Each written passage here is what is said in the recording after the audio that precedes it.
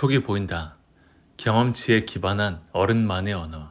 누군가가 이런 고민을 토로했다.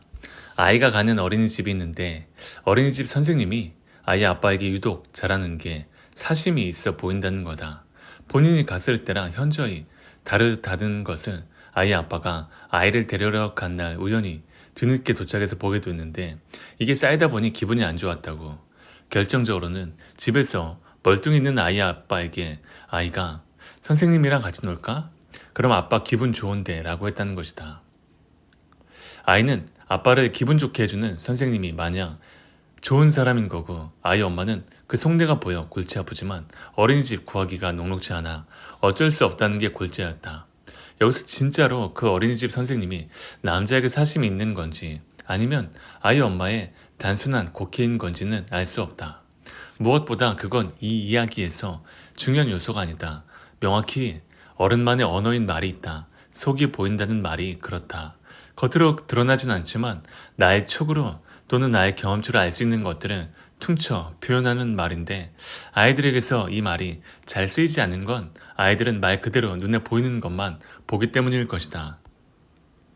사람의 장점보다는 단점을 기가 막히게 캐치해내는 사람들이 있다. 그런 사람들을 보면 쉴 수 없이 자기의 단점을 고백하는 것처럼 보인다. 가급적이면 좋은 걸 더 많이 보는 사람은 아마도 안에 좋은 게 더 많은 사람일 테다. 인간에게 객관적 시각이란 건 존재하지 않는다면 차라리 나의 좋은 면에 투영시켜 좀 더 나은 세상을 보는 것도 방법이겠다. 뒷담화. 부정적 감정이 깃든 일에는 룰이 필요하다. 내 라디오 코너 중에는 정신과 의사 양지영 원장과 함께하는 극한일상이라는 상담 코너가 있다. 뒷담화에 대한 사연이 왔는데 양 원장은 이런 말을 했다. 어느 정도의 뒷담화는 정신건강에 좋습니다. 벤틸레이션 역할을 해주거든요.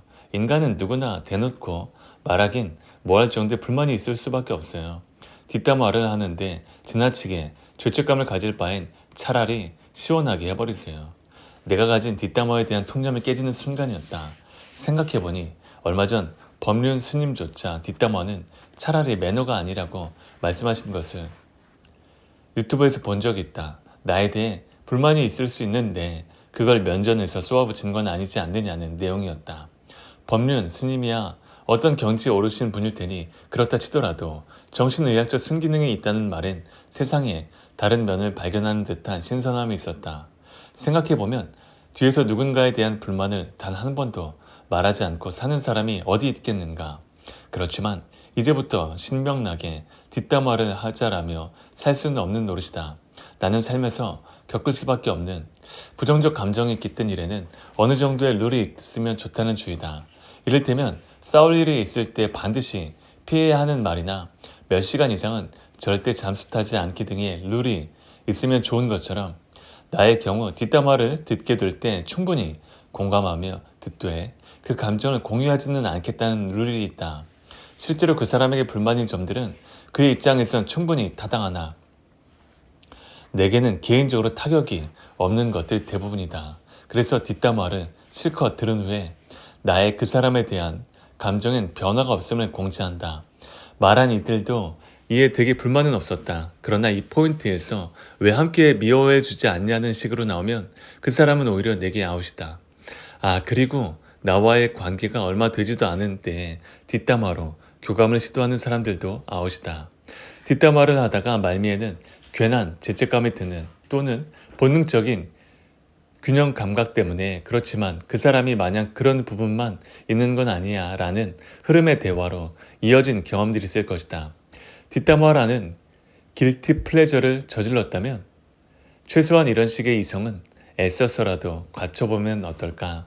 그럼에도 불구하고 잊지 말아야 할 것은 모든 부적절한 것들에는 중독성이 있으며 중독성이 있는 것들은 습관이 된다는 사실이다. 최대한 멀리하되 부득이 일을 하게 된다면 그에 따른 감정을 공유하지 않는 것 그리고 그 나쁜 것들이 그 사람의 전부는 아니라는 걸 굳이 상기하며 마무리 짓는 것을 내 뒷담화의 룰로 정의해 본다. 미안하다. 털어내지 말고 심어둘 것. 해가 중천에 뜰 때쯤에야 일어나기 일수인 내게 일어나자마자 눈을 뜨고 핸드폰을 확인하는 일은 고역이다. 오전에 와 있는 문자들은 대체로 반가운 소식이 없다. 나랑 제대로 된 소통을 하는 이들은 오전에 문자를 할 리가 없기 때문이다. 저작권 협회에서 온 부고 문자, 건강보험료 납부, 카드 결제 알림 등을 확인하다 날선 문자가 눈에 띄었다. 어떻게 그런 말을 했죠? 내용을 전부 옮길 수는 없지만 골자는 이 말이었다. 밑도 끝도 없는 공격적인 문자에 눈이 번쩍 띄었다. 몇 번을 읽어보고 헤아려 보아도 납득이 가지 않는 내용이었다. 나는 그런 말을 한 적이 없다. 이건 너무 분명한 오해다. 확신에 찬 나는 누가 그러던가요? 이게 사실이 아닐 경우 사실 사과하실 건가요? 라고 답신했다. 누구에게 들었으며 아닐 경우 사과를 하겠다는 답이었다. 몇 년 넘게 통화를 하지 않았던 증인에게 전화를 걸었다. 나는 사실 전화가 연결되기를 기다리는 와중에도 마음이 불안했다. 이 사람은 적어도 말을 지어낼 리는 없는 사람이며 내가 유난히 습관적으로 무례하게 대했던 사람이다. 시간이 흐른 일이라 처음엔 당황했다. 오해가 있기를, 이 사람의 기억에 오차가 있기를 그 순간까지도 바랬다. 그러나 통화를 하며 하나둘씩 기억이 났다. 나는 그런 말을 했다. 증인인 누군가를 비난하기 위해 다른 누군가를 싸잡아 매도하는 악의적인 발언이었다. 문자를 보자마자 나는 그럴 리가 없는 사람이라고 확신했던 내가 너무 창피했다. 문자를 보낸 사람 입장에선 아무리 시간이 흘렀어도 가만히 있다 당한 봉변이었을 거다. 변명의 여지가 최대한 남지 않은 사과를 하고 싶어 문자를 거듭 고치며 작성했다. 장문의 사과문을 보내고 나는 죄책감과 수치심에 몇 시간을 가만히 앉아 있었다. 이 문자를 보내기까지 상대가 받았을 억울함과 분노를 최대한 떠올렸다. 잘못을 한 사람은 석고 되죄라도 할 수 없지만 잘못을 당한 사람은 사과를 받는다 하여도 그 사과가 소화되기까지 기다리는 것밖엔 할 수가 없다. 사과는 나의 의지로 할 수 있는 행위이지만 억울함과 분노는 이성적으로 조절할 수 있는 감정이 아니기 때문이다. 하루 정도의 시간이 지나 긴 답장을 받았다.